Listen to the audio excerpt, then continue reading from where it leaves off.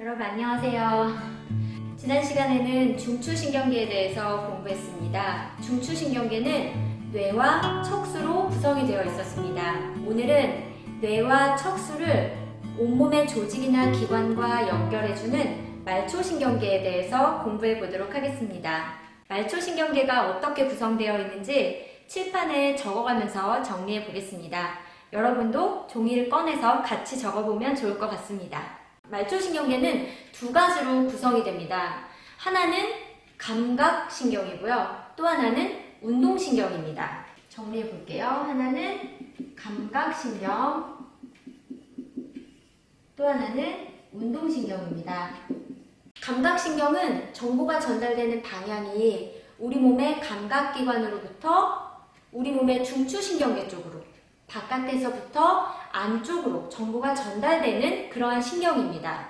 이 감각신경을 구성하고 있는 뉴런은 감각뉴런이에요. 그래서 감각신경은 감각뉴런으로 구성이 되어 있고, 정보가 전달되는 방향은 이게 중추신경계라고 한다면 이 몸의 감각기관으로부터 이렇게 바깥에서부터 이 중앙 쪽으로 정보가 전달되는 이러한 신경이 바로 감각신경이 되겠습니다.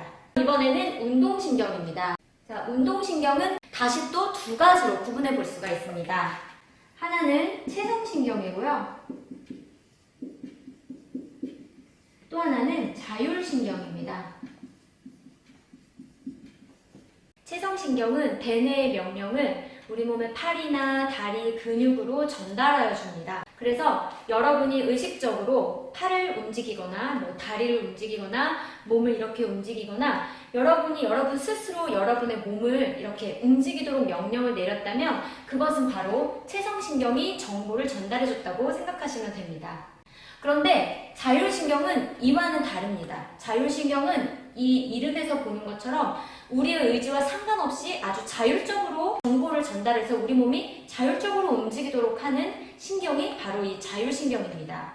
자율신경이 자율적으로 우리 몸을 움직일 수 있는 이유는 대뇌의 명령을 직접적으로 받지 않고, 대뇌가 아니라 대뇌 말고 다른 뇌, 간뇌, 중간뇌,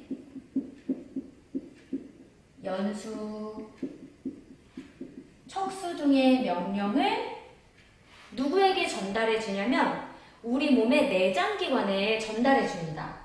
우리 몸의 내장기관 어떤 것들이 있냐면요, 여러 가지가 있는데 그 중에 몇 가지만 적어보겠습니다. 심장, 그리고 위, 소장, 대장 이런 것들 있죠. 그리고 호흡기관, 배설기관 이런 각각의 내장기관에 자율신경이 연결되어 있어요. 그래서 간뇌, 중간뇌, 연수, 척수의 명령을 이 내장기관에 전달해서 우리의 의지와 상관없이 이 내장기관이 움직이도록 하는 그 역할을 하는 것이 바로 자율신경입니다. 그래서 이 자율신경이 최종적으로 목표하는 게 무엇이냐, 우리의 의지와 상관없이 자율적으로 우리 몸을 움직여서 결과적으로는 우리 몸의 항상성을 유지하려고 하는 것이 이 자율신경의 기능이 되겠습니다.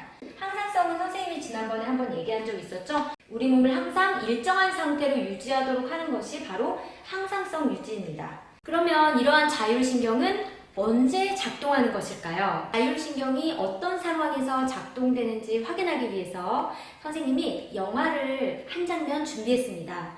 여러분은 이 영화의 한 장면을 보시면서 자율신경이 어떤 상황에서 작동을 하는지 경험해 보시기 바랍니다.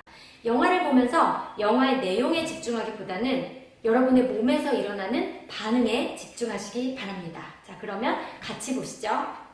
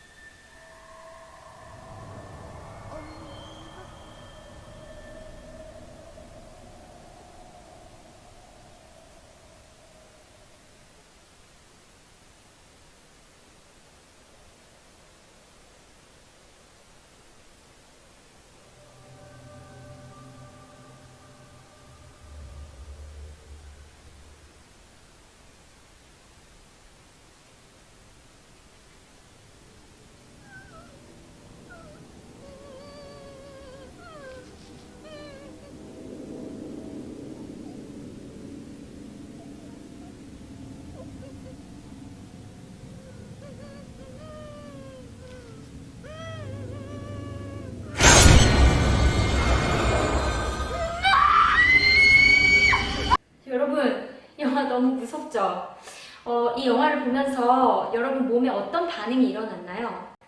선생님은요, 심장이 막 빨라지고요, 호흡이 빨라지고, 손에 막 땀이 났고요, 손이 차가워졌고요, 눈이 커지는 그런 느낌을 받았어요. 방금과 같이 내가 의지하지 않았는데도 이렇게 자율적으로 심장이 막 빨리 뛰고 호흡이 빨라지고 뭐 손에 땀이 나고 이런 반응을 일으키는 것이 바로 자율신경인데요. 자율신경 중에서도 교감신경이라고 하는 것이 정보를 전달한 것이거든요. 자, 그러면 자율신경에 대해서 좀 더 구체적으로 공부해 보도록 하겠습니다. 자, 자율신경은 다시 두 가지로 구분해 볼 수가 있어요. 교감신경과 부교감신경입니다.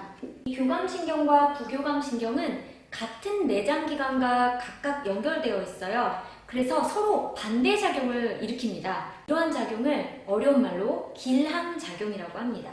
예를 들면 교감신경은 심장박동을 빠르게 만든다면 부교감신경은 심장박동을 느리게 만들어요. 이렇게 반대작용하는 것을 길항작용이라고 합니다. 교감신경은 어떤 역할을 하는지 살펴볼게요. 교감신경은 스트레스 상황에서 작용하는 신경입니다. 스트레스, 위급 상황,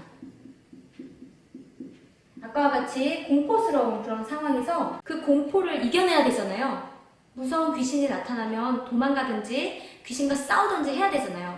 그럴 때는 에너지가 많이 필요하죠. 그 에너지를 막 내기 위해서 교감신경이 내장기관하고 아까 연결되어 있다 그랬잖아요. 그 내장기관을 우리의 의지와 상관없이 작동시킵니다. 그래서 심장은 빨리 뛰게 하고 호흡도 빨라지게 하고 그리고 땀분비를 막 높여서 체온을 떨어뜨려요.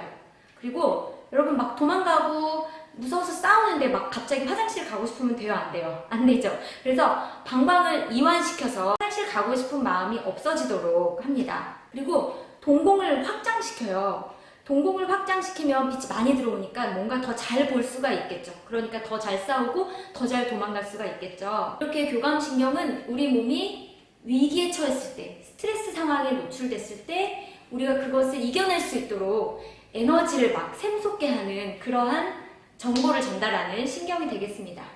그런데 이 교감신경이 계속 작동하면 우리 어떻게 되겠어요? 금방 기진맥진해지겠죠. 왜냐면 우리 몸에 가지고 있는 에너지는 한계가 있으니까요. 그래서 교감신경이 작동하면 바로 뒤이어서 부교감신경이 작동을 하게 됩니다.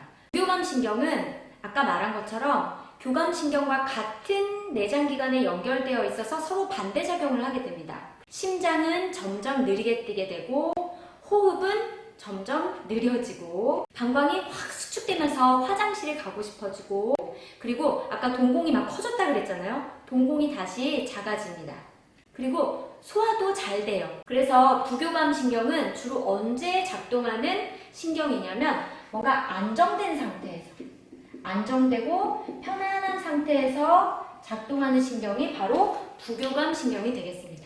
그래서 여러분이 평소에 이렇게 생활할 때 여러분이 아무 생각 없을 그때에도 교감신경과 부교감신경이 막 왔다 갔다 하면서 작동을 해서 결국 여러분 몸에 무엇을 유지시켜 준다고요? 항상성을 유지시켜 주게 됩니다. 그러면 방금 배웠던 교감신경과 부교감신경이 내장기관에 어떻게 작용하는지 다시 한번 정리해 보겠습니다. 먼저 교감신경이 작용을 하게 되면 호흡이 어떻게 된다고요? 빨라져요. 심장 박동도 촉진됩니다. 소화는 잘 안 돼요. 그리고 동공이 확장이 되고요. 그리고 땀이 나요. 땀 분비 촉진이 됩니다. 그래서 우리 몸의 체온을 낮게 유지시켜줘요. 여러분 막 긴장되면은 손에 땀이 나고 막 손발 차가워지는 거 여러분 경험해 본 적 있으시죠? 자, 위급한 상황에서 방광은 어떻게 될까요? 방광이 이렇게 크게 이완이 돼야 됩니다. 그래서 위급한 상황에서는 화장실 갈 생각도 안 나요. 자, 그런데 이 상황이 계속 유지가 되면 우리 몸의 항상성이 깨지고 우리는 위험해지겠죠. 그래서 교감신경이 왔으면 바로 부교감신경이 작동을 해서 이것으로부터 우리를 벗어나게 해줍니다. 그래서 호흡은 다시 느려지고요. 심장박동도 천천히 소화가 촉진이 됩니다. 소화가 이제 아까 억제됐다가 다시 소화가 잘 되고요. 동공이 다시 축소가 됩니다. 땀 분비가 억제가 되고 몸의 체온이 다시 올라가고요. 방광이 수축이 되면서 화장실에 가고 싶어요. 자, 오늘은 말초신경에 대해서 공부를 해봤습니다. 말초신경은 크게 두 가지로 구성이 된다고 그랬죠? 감각신경과 운동신경으로 구성이 된다고 했습니다. 그런데 이 운동신경은 다시 두 가지로 구분이 된다고 했습니다. 하나는 체성신경, 또 하나는 자율신경. 체성신경은 우리 대뇌가 관여해서 우리 몸을 의지적으로 움직일 수 있도록 정보를 전달하는 신경이 바로 체성신경이었고요. 자율신경은 우리의 의지와 상관없이 자율적으로 내장기관을 움직이게 하는 정보를 전달하는 신경이 되겠습니다. 그래서 자율신경을 관여하는 중추는 대뇌가 아니라 간뇌, 중간뇌, 연수, 척수 이런 것들이었습니다. 그런데 이 자율신경은 다시 두 가지로 나누어졌었죠. 바로 위급한 상황에서 작동하는 교감신경과 편안하고 안정된 상황에서 작동하는 부교감신경이었습니다. 우리 몸이 참 신기하지 않으십니까? 우리가 생각하지 않을 때에도 우리 몸은 알아서 우리 몸을 조절해서 항상성을 유지하고 있다고 생각하면 참 기특하다는 생각이 듭니다. 여러분 오늘도 공부하느라 그리고 또 무서운 영화 보느라 고생 많으셨습니다. 다음 시간에는 의식적인 반응과 무의식적인 반응이 어떠한 과정을 거쳐서 이루어지는지 공부해 보도록 하겠습니다. 자, 그러면 다음 시간에 또 만나요.